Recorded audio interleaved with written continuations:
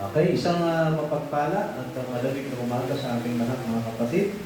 To God be all the glory po. Tayong lahat ay tumayo na at open our Bible na dito nga sa Galatians 5:16. Reader. Okay, sabay-sabay na po natin basahin without further ado. Bible says, "This I say then, walk in the Spirit, and ye shall not fulfill the lust of the flesh." Mandali na tayo, manalangin tayo. Panginoon, kami po ay samahan mo habang ang kung binabaybay ang mga katotohanan ng salita sa umaga. Sa kabila ng hindi magandang panahon, madilim ang pagkabibiran, malagay, Panginoon ay bigyan mo ng init ang aming kaluluwa ng Diyos. At magtinig namin ang iyong tinig at ano man yung mensahe na mo para sa amin sa mga iwag namin pumamis. Aking nagkasalanan ang pinapangyayon. Lord, tulungan po yung team lingkod na maipilidyo ito ng kumlinaw sa pangyari ng Banal na Spirit. As na ito. Thank you and visit it. Okay. So, sabi dito ni Paul, walk in the Spirit, walk in the Spirit, command. Tapos may practice yan, siya na fulfill the lust of the flesh. Contextually, yung lust of the flesh is categorically divided into three. Meron yung tinatawag na sensual sin, katulad ng immorality, fornication. Tapos, religious sin, yung idolatry, witchcraft, yung mga ganyan. At saka yung social sin, katulad ng hatred, envy, impatience, pride. So, ilan lamang sa mga work of the flesh. Na ang bawat mananampalataya kay Kristo ay nag-iisip. Amen? So, aminin natin o hindi, ay tayo ay subject pa rin sa struggle na ito. Okay? Ating paksa ay nga yung paano natin mapagtatagumpayan yung sinful nature ng flesh. At pinamaganda natin ito, ayon din sa text, walking in the Spirit. No? So pag sinabing walking in the Spirit, hindi ito yung mystical emotion o ay, yung para lang yan sa mga super Christian na spiritual. Ano ba? It is a practical, step-by-step blueprint for daily spiritual life. Okay? Kasi alam niyo, pagka, tandaan natin, meron tayong dalawang nature. Hindi na eradicate ito ng tayo ay nabot again. At from time to time, pag hindi natin nabantayan ang ating sarili, nag-i-struggle tayo. And sometimes, tayo ay nagmamanifest ang stress sa ating buhay. Nasisira ang relasyon natin sa Diyos of course. Minsan may mga panalangin na hindi madinig ng Diyos. Okay. Yung keyword, walk, pere pateo, in Greek, means to regulate one's life, make progress, and take continuous habitual step on a designated path. Yun ang ibig sabihin. So, hindi siya literal na lumakad. Ang ibig sabihin, ito yung a course of life, na ikaw ay nasa ilalim ng control ng Banal na Espiritu. Walking in the Spirit. Okay? At ang context nito, Paul addresses believers torn between legalism and sin. Ito yung problema sa Asia Minor, presently ng Turkey. So, both the Jew and the Gentile Christian ay nahuhulog sila sa two extreme, yung legalism.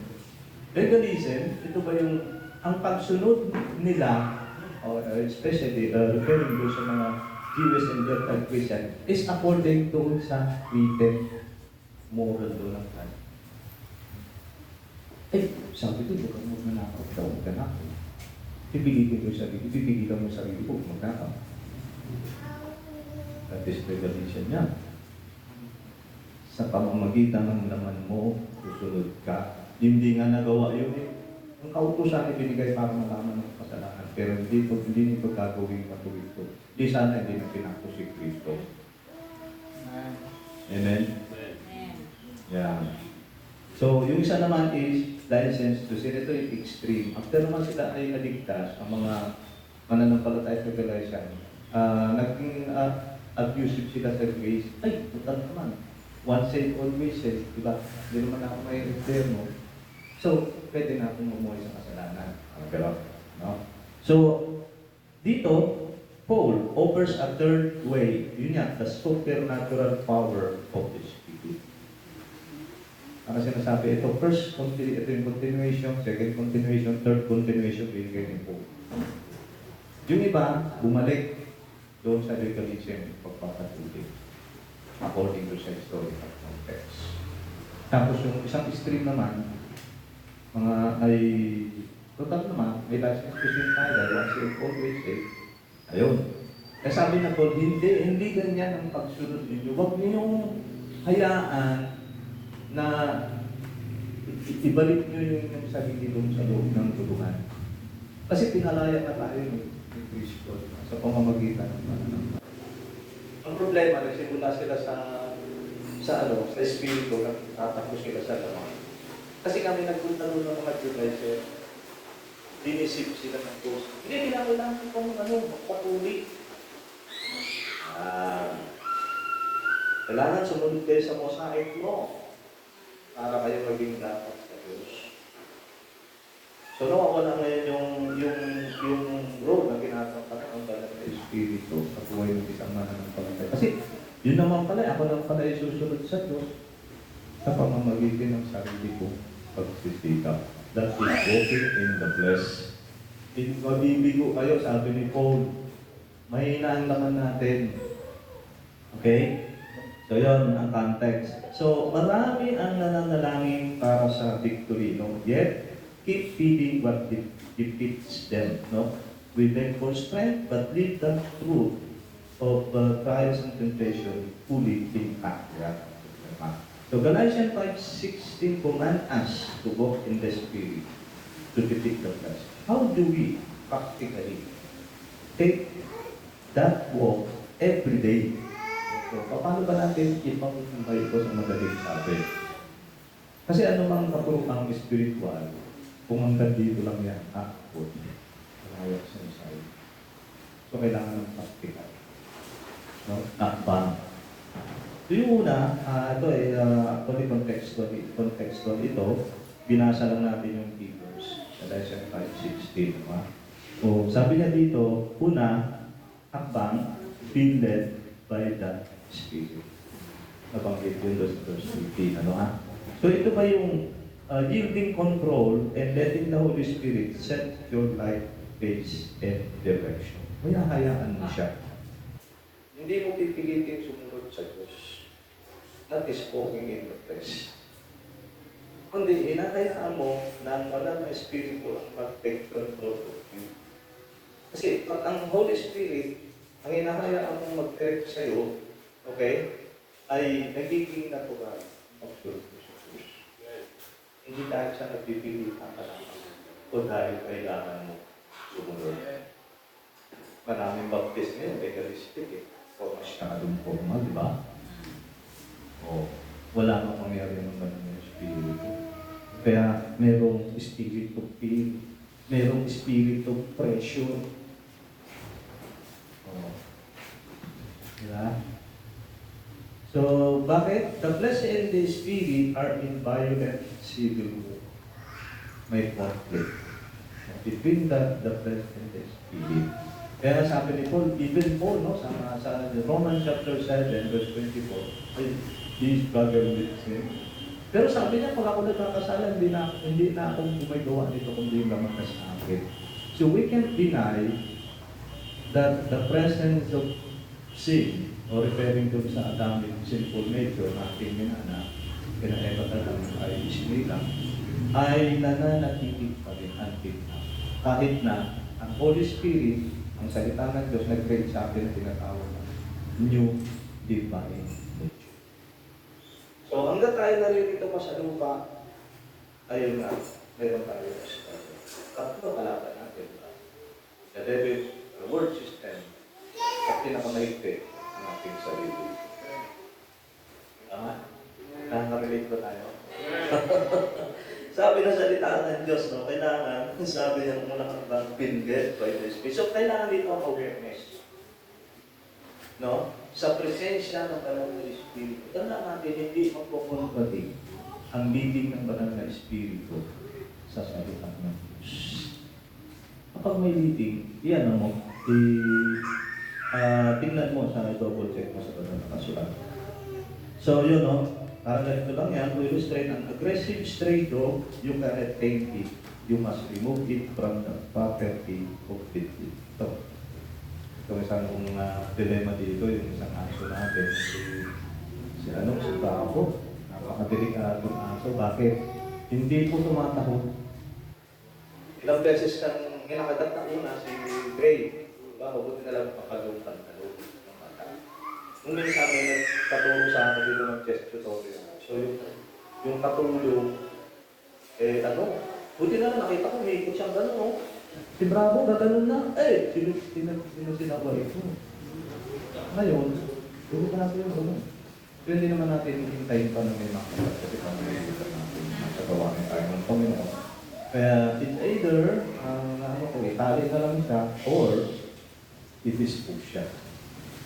So masakit yung para sa mga kasi nakalataan natin yung mga meron tayong sentiment, value, diba? Ngayon, ang masama pa dito, ang nangyari, ginamit na pangkayan Kasi si, Panda, kapatid niya yun si Candy, tita niya, inhit sabay. Ayun, isang umaga, nagulat kami na yung pinatungan. Hindi ko alam kung ano magiging anak nila kayo. Ang tawag dyan sa tao, incest, yung sa aso naman, inbreeding. Kasi may mixed breeding, line breeding, inbreeding. So may hina, dulo ang lalo, utak. Ayan, yan ang ganyan din ang ating ang ating flesh, no? Talagang hindi na natin yan re-reforma. Hindi rin natin makatangkay. Kaya ang solusyon dyan, hayaan mo ka ng Spirit. Okay? So, start your trigger. Ano ba yung nag-trigger sa iyo? Tutumin mo yun. Cut off access to media. Ito. Social media ang pang-fish. Yan. Electronic gadget. Yan ang bintana ng aking kaliwa. No? Kapag mo sa umaga, just a click away, you have unlimited access to information, photos, videos, etc. Na high close to, pag hindi mo nabantayan ng sarili mo, ay pangaral natin ito ng input yan. Hindi mo pwedeng sabihin wala lang yan. So in the long run, siyempre, yun yung mga pinapanood natin, gagayahin natin yan. Okay, mga environments, puntaan natin. Yung mga toxic people. Meron tayong mga kaibigan, kasama sa trabaho, yayayain ka somewhere. At siyempre, kung may mga party, matetempt ka na, naminom ng mga nakalasing alak, sugal, dancing, whatever. Yun. Okay, sabi nga doon sa Romans 6:6, knowing this, that our old man is crucified with him, that henceforth we should not serve sin. Yeah. Number 2 step, how to defeat the flesh, serve. Number 2, crucify the flesh. Ito sa verse 24. Anong ibig sabihin nito? Hindi ito literal na ipapako mo. Ano ba ang ibig sabihin? Di ba pag ikaw ay mayroong kasi pinapako, di ba pinifix mo yung isang para di na makakalaw, gano'n, makakain na ganyan. So, ito ba yung making a decisive daily break from old selfish habit and ungodly desire? So, yun. Making a decisive daily break. Okay. So, bakit? The flesh and the spirit are yun na nga, yun yung sinabi ko. Lagi itong magkaaway. Kailangan dito magbabati. Huwag nating, yun nga Kaya tayo minsan, from time to time, nalitigo tayo. Dahil sa sinisikap natin sa ating sarili na sumunod-sutos. At the end of the day, nabibigo tayo. At nakakaranas tayo ng parang nangihinawa na tayo sumunod. May problema tayo. No? Hindi dahil hindi tayo ayaw tulungan ng Panginoon. Hindi natin nalalaman. So taking advantage ang devil sa ating ignorant of this scripture. Kasi nasabi na po, hayaan mo, kamunahan ka na, i-crucify mo ang flesh, okay? Ayan. At ating iwasan. In verse 13 and 14. So ito ba yung using your spiritual freedom outward to humbly care for and build up the people around you. So, bakit? Kasi di ba, ang blessed kasi ang gusto niya yung meron sa tinatawag na be first mentality. Katulad na lang kanina umaga, nag-struggle ako sa katunayan, nagtatlong isip ako, ano ba? Kaya ano ko na lang ba, kakansel ko na lang, ano kaya, virtual na lang kaya, ano? Kasi yun ang gusto ng laman ko, comfort. Alam niyo, doon na lang ako sa bahay. May mga ganun sa question eh. Diba? So, importante dito na sinasabi na yung serve others kasi di ba ganun, ang fulfillment of the law is you do not hindi ka gagawin ng isang bagay na masama sa iyong kapwa. Di ba? Kasi natutulad yung unang hakbang na hinay.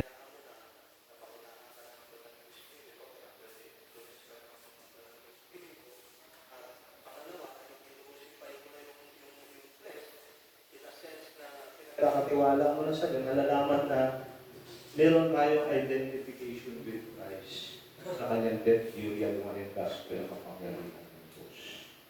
So, ibilang natin, sabi sa Roma, ibilang natin ang patay na tayo sa kasalanan. Ngunit buhay kay Kristo. At hindi na tayo, are no longer servant of sin.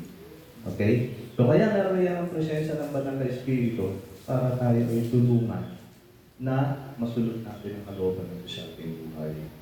Nandun ang sikreto. Kasi mga Galatian Christian, both the Jew and the Gentile, sa pamamagitan ng kanilang, yun na yung laman. Yung laman na din ito, hindi yung katawang physical body natin, neutral yan.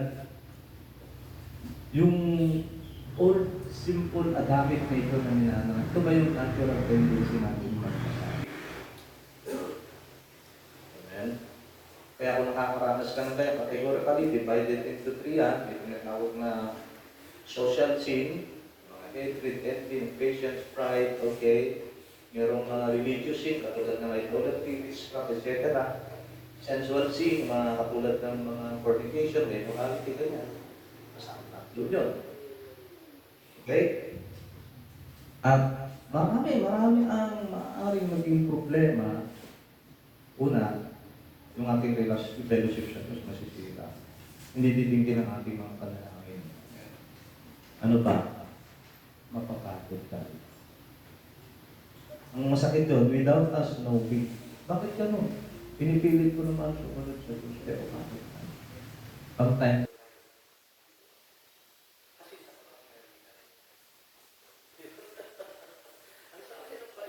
Sa pangyarihan ng Banal na Espiritu. Kaya nga, walk in the Spirit, purpose yun eh, I promise that you shall not fulfill the lust of the flesh. Yan ang realidad ng buhay Kristyano na meron tayong tatlong alaman.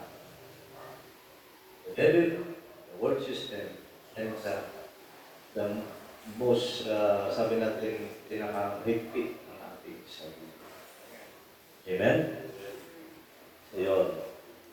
Serve others, napaka-ano to na ating paglingkuran ang iba.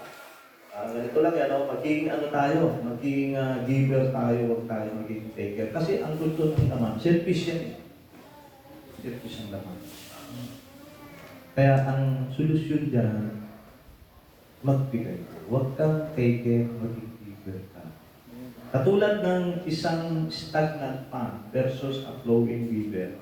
Holding water breeds toxicity, pouring water keeps it fresh.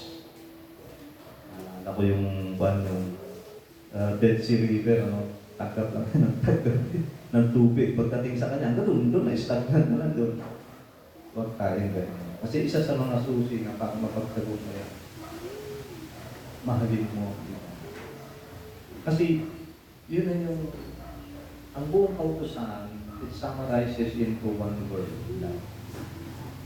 Pag mamay ka po, may mo sa kapag magpapatay ka, magsisinungaling ka, etc. etc. Okay. So, Yun, no? Perform one concrete and selfish act of service this week for a family member or co-worker without expecting a reward. Isa sa mga application nito, yung gumawa ka ng isang konkreto, unselfish act of service. No? Sa lingkong ito, for a family member or co-worker without expecting a reward. Kasi ang laman natin, kung ito na nag-expect yan. Oh, pinigay kita, inimbitahan kita. Yung birthday, imbitahan mo din ako. Okay, gano'n eh. Take care siya eh. Comfort na gusto niya. Wala siyang pasensya na, mainitin ang ulo, hatred, envy. Katulad na nung isang araw, habang ginagawa ng message na nakita namin ko sa top mark. Message. Tapos nakita namin yung dati namin kakilala na kasi meron kami hindi magandang karanasan sa kanya nung araw. Parang diniscriminate niya kami. So, nakita namin, si Mrs. umiyak ako, wala lang sa akin, hindi ko na may iwasan. Umiwas siya, kami pa yung umiwas. So somehow, nandun yung ano na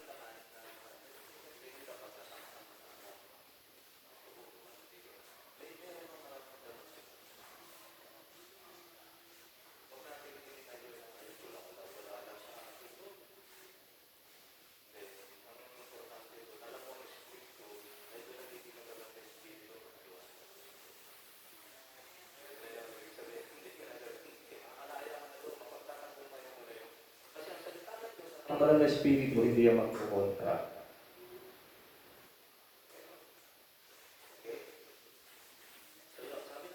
Sa latang 1 John 3:18, my little children, let us not love in word, neither in tongue, but in deed and in truth. Number na tayo? Number 4, step to how to defeat. Let's cultivate spiritual fruit. Ito, pagdating ko sa verses 22 down to verse 23, ito naman yung bunga ng banal na espiritu. So pagkatapos na inilatag ni Apostle Paul ang mga work of the flesh doon sa verses 19, 20, 21, ay inilatag na naman yung mga bunga ng banal na espiritu. So nakikita natin doon yung dalawang nature na in constant conflict with each other. No? Na dapat ito ay aware ng isang mananampalataya sa ating Panginoon. Kasi andiyan din ang devil. The devil is taking advantage of our ignorant of the scripture. No? Ang mangyayari kasi dyan, ano kanya eh, pwede yan, hindi, sikapin mo na maging tapat ka, sikapin mo, sumunod ka, gano'n eh. At the end of the day, sabi mo, fail. Kasi sa sarili natin, kasi yung walking in that, it sounds good, di ba? Sounds good kasi, sunod na po eh. Kasi hindi na ako yung role ng banal na espiritu sa buhay ka. Parang sinasabi mo, in effect, di mo na kailangan ang banal na espiritu. Kasi dito sa verses 22 and 23, dito, nilalatag ni Paul, may siyang napunga ang banal na espiritu. That it should be manifest in the life of the believer. Oh, amen? So ito yung allowing the Holy Spirit to naturally produce His holy character trait inside your heart over time. Ngayon, isang mga sikretong bagay, kaya kung minsan, hindi tayo lumala, o madalas, hindi tayo lumala sa banal na Espiritu. Kasi ang tanda natin, ito ang prinsipyo. Hindi ka tutulungan ng Diyos kung hindi ka humingi ng tulong. I mean, hinihingi tayo ng banal na Espiritu na dumipende sa atin. Anong ibig sabihin? Yung isurrender mo, kilalanin mo sa sarili mo, hindi ang magagawa. Doon pa lang kasi siya ang akto. Kasi labas yun sa, labag din yun sa ating tinatawag na free will. Ano siya pag-ibig? Kung napilitan ka, katulad yung pagsulot sa law, sa pilitan yun eh. Walang pag-ibig doon. At ang motivation ng tao, Pag hindi ako, may pino ko, dapat hindi ako papatay ng tao. Hindi ka tulad ng motivation ng pagtakas tulad ng Espiritu. Kapay ka.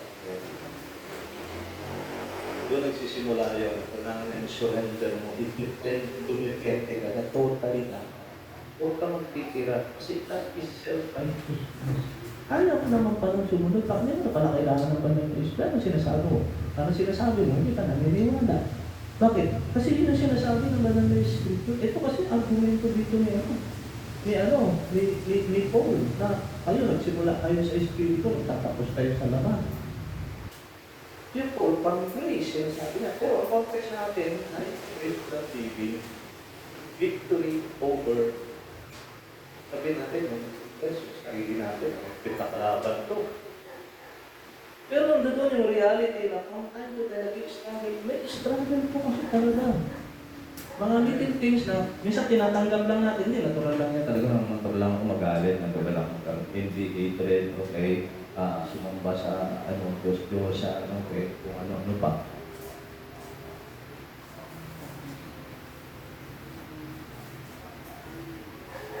So, you cannot manufacture holy traits through sheer human effort. Truth is the byproduct of a healthy connection. Babalik ka sa John chapter 15. Ang subject matter is truth healing. Ano sabi ni Christ? Ako ang bulok, kayo saka. Anong saka mo bulok ka? Hindi mo yung makakulit. Connection. Ang keyword doon, abiding with Christ. Bakit? Para ang tinutukoy na bunga dito, yung siyang pag-uong ng banal na Espiritu. Lahat yun tunay na. Kasi may mga counterfeit joy, counterfeit peace, joy, peace, love, long-suffering, temperance, siyang yan, di ba? Yan. Kaya nga, sabi niya, kapag ikaw if you are walking in the Spirit, you are not under the law. Maraming law tinutukoy dito, meron tinatawag na law of yung written, moral law, referring to the Ten Commandments na nakasulat sa bato. Ngayon nakasulat na sa puso natin yun. Hindi na tayo kailangan turuan ng sino man o meron tayong dapat nakalagay na rules na bali natin yan ang Ten Commandments. Ano ko sumunod din? Pero ito sa atin na yun. At yung isa pang law na tinutukoy, law of sin. My goals.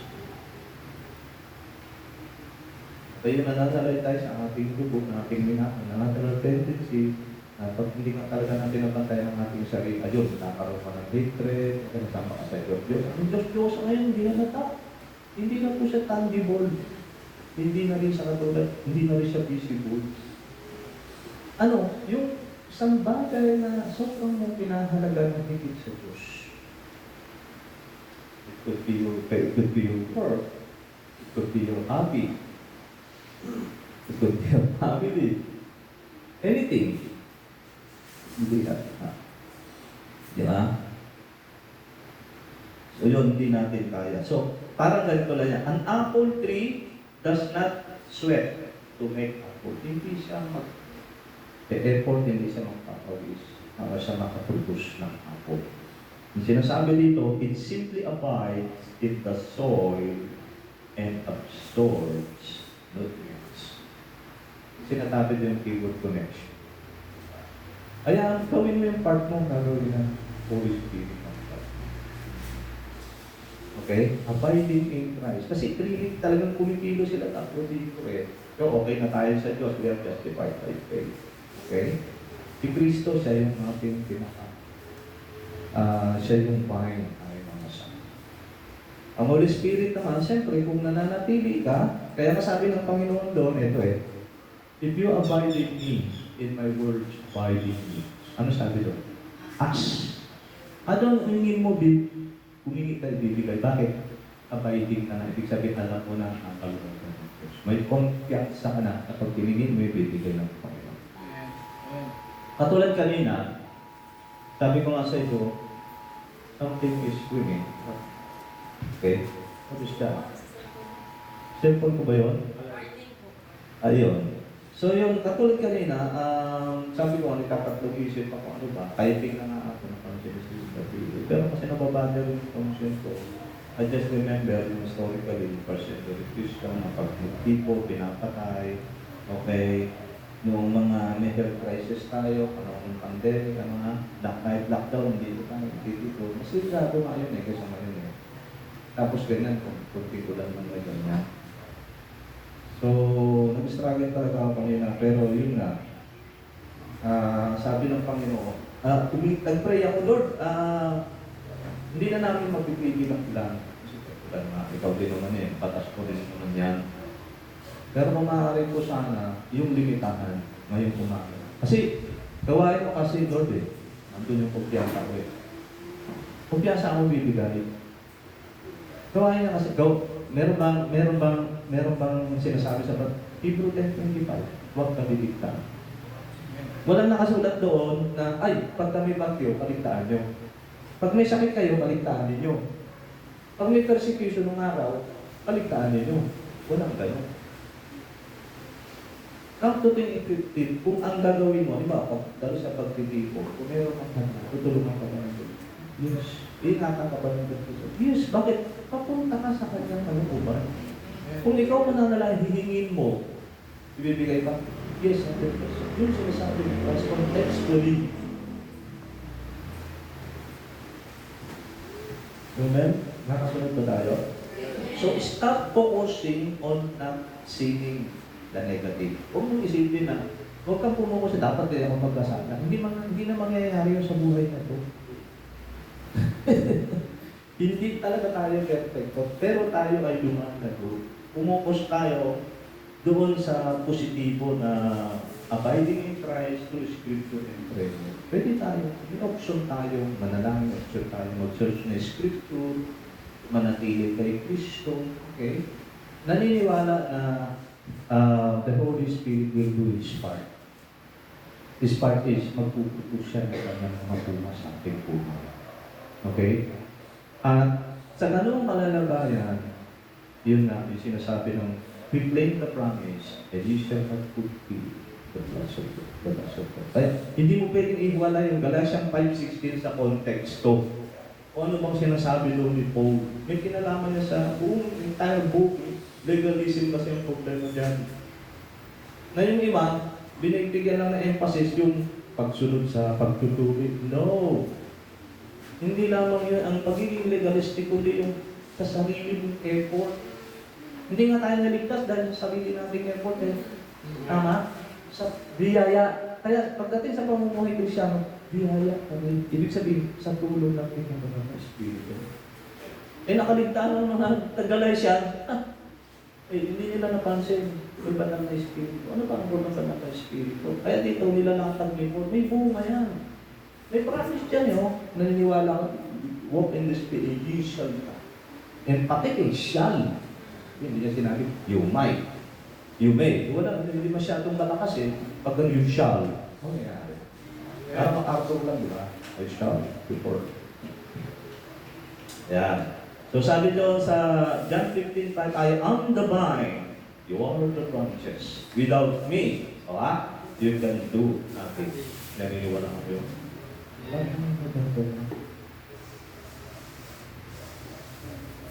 Di ba, ang glory ay sa Diyos kung nakakasunod tayo sa kanyang mga utos at kalooban kung umakasa lang din tayo sa kanyang bilang. Kami sa, iba yun eh, no? Pero sa biyaran ng Diyos, iba yun, ang Diyos ang mag-glory ng glory. Ibig sabihin nun, nakarating ka na doon sa kailangan ng Panginoon para profit na sa Panginoon. Andun yun yung maging masarap, maging malaya. I mean, sumusunod ka sa utos ng Diyos ng may pagpipili. Hindi mo pipilitin. Nagiging natural sa iyo ang promise. Magiging natural sa iyo. Amen? Okay, number 5. Step, how to defeat the flesh. Keep in step with the Spirit sa verse 25. Ito ba yung alignment? Stoikeo sa Greek, marching in a military rank. or staying perfectly in rhythm with the Holy Spirit timing. So, alignment. So, this is a military term. So sabi doon, staying perfectly ready, unwritten yung example, nakakita ka na ng ano, yung mga nagbabatch ng mga sundalo. Di ba ang dami-dami na, written, tingnan mo, marching on, marching on. Di ba gano'n? Ito may mga paa nila, may written, pati yung mga baril, lahat sabay lahat yan. Yung rock, pantay. Written. Sabihin, sa banal na espiritu, dapat, kasi ang problema natin yung isang dahil nga sa laman, napakaunahan natin siya. Impatient tayo. Ha? Pinsang buhay ang impatient sa anger. Kaya ka nainis, hindi ka na makapaghintay. Kaya nainis, kasi meron kang gusto na hindi nangyari. Oh. Kaya social sin, pride eh. Hindi pwede sa akin. Ano yun? Yan ay isang palatandaan. You're not walking in the Spirit. You are walking in the flesh. Kahit Kristyano, mapapansin mo yan eh. Pag mayroon ng greed, masyado ng, alam mo ba yan, taker, hindi giver. Tapikin mo siya. Pati, mapaalalahan naman. Di ba? Nakakalimot eh. So yun o. Bakit? It's easy to lag behind God or laziness or run ahead from impatience. Walking requires moment by moment awareness. Hindi ito one time lang. Na napagkaroon ngayon ng bukas po. Araw-araw ito na nakadepende ka sa banal na Espiritu at aware ka sa kanyang bibig mo. Huwag kang magmamadali. Kung mayroong ganun lang na halimbawa, nadetempt ka ng magalit, na envy, hatred, o whatever, sa palagay ko manalangin ko muna. Bigyan ka na sabihin mo, Holy Spirit, okay, I surrender, di ba naman gagawin? Actually, kanina dumating ako sa punto na, kasi nagtatlong isip na ako, pero may dilemma ako na, yun nga, kasi nga yung circumstance nakadepende ako sa naririnig ko yung higit ng hangin, lakas, yung bukso ng ulan, napakalakas din, okay? Inaalala ko rin ng mga kapatiran ng layo, sasalupain yung ano ba, sakripisyo ang gagawin, okay? Tapos, ayun. Ako yung una-una nag-bless dito, doon ako sa kwarto. Hindi ko alam kung anong gagawin. Tapos, yun, yun lang sinabi ko, hindi ko na alam. Sabayan mga, ayun pinaisip nga sa akin nung araw yung unang mga Kristiyano. Tapos nung panahon ng pandemya. Pangatlo, nagiging sport ng Kristiyano tayo. Konting ano lang. Kasi pang mahalaga sa atin ang pagtitipon, kung kaya mo naman, hindi naman maluba ang sakit mo. Yung ibang bagay mo sa trabaho, nagagawa natin ng paraan eh. Di ba? Nagawa naman ng Diyos. So nakakonsensya naman ako na eksakto yun, kasi typing na ako, yun yung moment na yun. Praying na ako. Nakakagaling na doon, drop. Binulak na. Lord, sabi ni Father dito, Pastor, hindi, basta mag-ano ka lang dyan, kung hindi man matuloy sa next Sunday. Ngayon, kung sino na lang din ang dumating, tuloy pa rin yung gawain. Yun, sakto yun mga kapatid ha. Mula ngayon, ay mula kanina, nag-pray na pagkang ngayon, pag-tigil mo mula, ang hindi na ganun kalakas. Ganun, bibigyan mo kayo ng great type ng mga situation. Paano yung situation mo. Even sa mga situation na bagay. Kasi minsan, mas nakikinig tayo sa ating takot. Parang mas tila ba mas malaki ang takot natin kasi sa ating Diyos. Amen? So yun, it takes two to tango. If one partner ignores the music and steps to a different beat, they pick three. So gano'n, ang tulad ng tango, hindi pwede mag-tango na isang lamang may kasama ka, di ba? So gano'n din sa banal na Espiritu, it takes two to tango. Para mangyari yung tinatawag na walking in the Spirit, kailangan mayroong tabi at tabi. Ibig na yun dapat ibig. Kasi kung ayaw mo, wala siya. Hindi mangyayari yung walking in the Spirit. Ngayon, hindi mo makiklaim yung panandang. Hindi mo rin makiklaim yung victory of the flesh. hindi ka rin makalago. Ang mangyayari, paulit-ulit lang mapapagod ka kasi sa sarili mong kakayahan tumutuloy ka sa utos. Sa sarili mong kakayahan pinagtatagumpayan mo kailangan. Mga worries natin, paulit-ulit lang yan. Fear, doubt, discouragement, etc. Okay? So, practice 10 second spiritual poses before replying to every messages. Yung mga pagkakataon ko rin, di ba? Masyado tayo impatient, masyado tayo impulsive. Meron ka lang nabasang message o angry messages, nag-react kayo.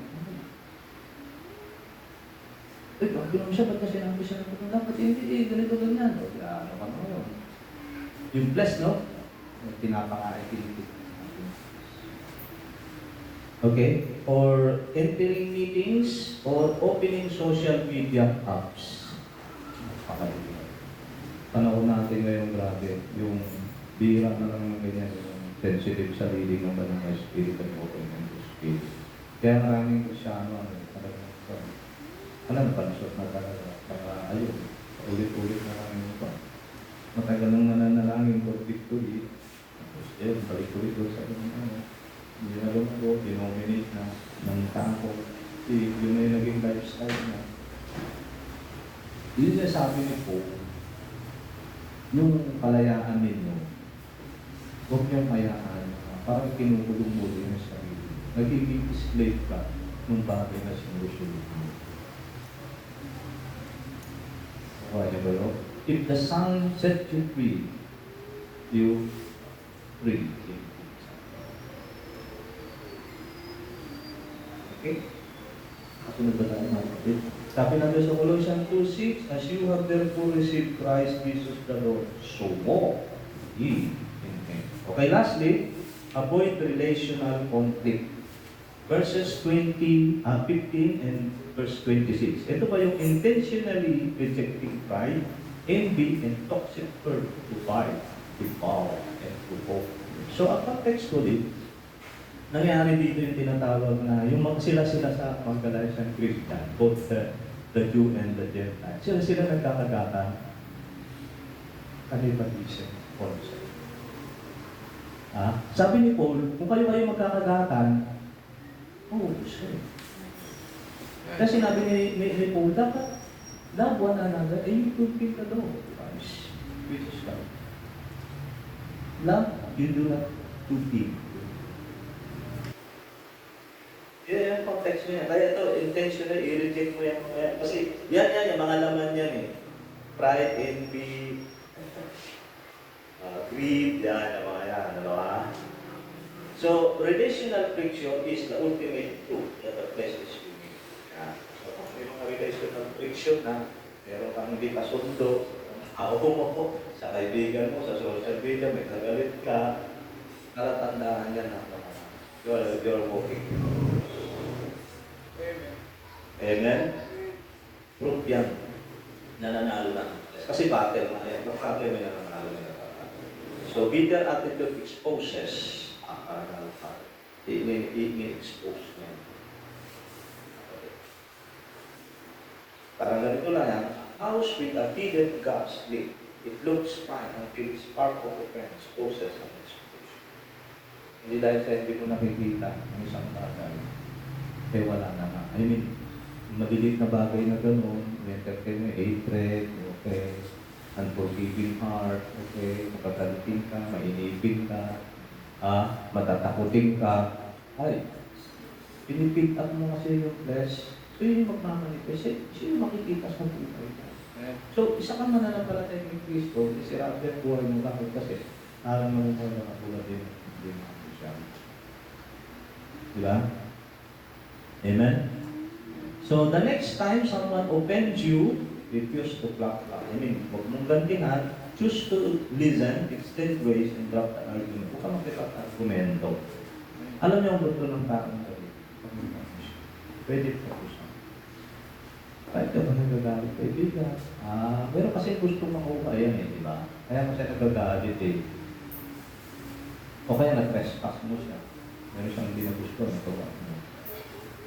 Pero alam mo, ako naniniwala na lahat ng bagay na pag-uusap. Amen. No? Kung makausapin mo yung tao, makikinig naman yun. Tao yan eh. Tao sa tao yan eh. Mag-uusap kayo eh. Ito pang problema, kaibigan. Yeah? Kasi kung ikaw naman, puspos ka ng banal na spirit, hindi ka naman ganun kaagad magagamit eh. May nakong ka pa rin. Amen. Ngayon, ang problema nito, puspos ka rin ng gamit. Wala na. Ano kayo? Yung class. Sako. Diba? Pero pansin mo yung dalawang tao nag-aaral pa rin ng emotion. Ang nag-take over yung emotion. Hindi magkakaintindihan yan. Palakasan na ng boses yan. Diba? Oo. Sa mga argumento, sa mga technique yan, laksan mo yung boses mo lang. Huwag mong bigyan ng nakataon ng kalaban mo. Makapagtos. Pero hindi naman tayo para nakikipagtago. Diba? So, James 1:3-16, where envying and strife is, there is confusion in every word. So, walking in the Spirit is not a one-time outer experience. It is a daily discipline, step-by-step journey of total surrender. Surrender mo. Ano may bagay mo sa langit? Surrender mo sa Holy Spirit. Kung meron kang pananampalataya, may gagawin. Kasi unang-unang kalaban natin dito, tagal na hindi iba, hindi ang devil. Sarili natin kasi. Sarili natin. Nandito. Okay, victory over temptation does not come from fighting the flesh, it is comes from turning around and walking over the Spirit. Lumakad ka. Parang gano'n, kasama ko ang gano'n. May times. Hindi ka madigo. May empowerment. Okay? So, commit today to stop relying on human willpower.